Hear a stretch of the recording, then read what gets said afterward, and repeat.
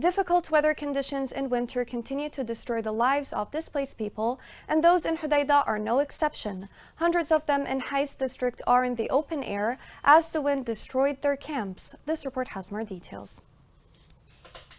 Many may hear about humanitarian interventions to provide relief to the displaced in Hodeidah, but the suffering continues, especially during the winter season, as a result of the lack of real shelter for the displaced people. In Hais, where great suffering exists, the displaced families live with their young children, in torn tents with the burdens of oppression and pain. Their only fault is that they shied away from the war until they found shelter in the open.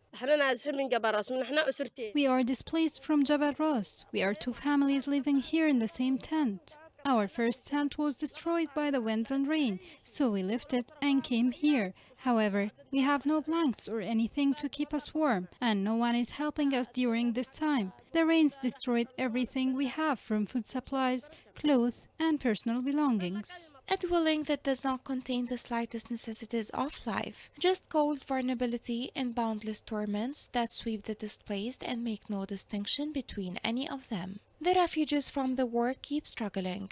Their situation is getting more and more complicated in the displacement places. They suffer from the absence of the simplest services and the lack of the most important needs that keep them alive.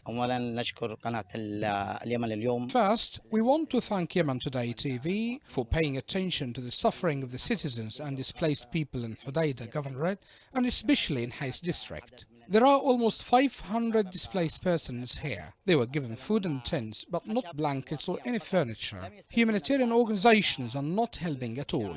The stable conditions in the city of Hais and its liberated countryside, after completing its liberation and securing it a year ago, prompted many displaced families from Houthi-controlled areas to flee to it, as it is a safe place that keeps them away from the hell and oppression of the Houthi group.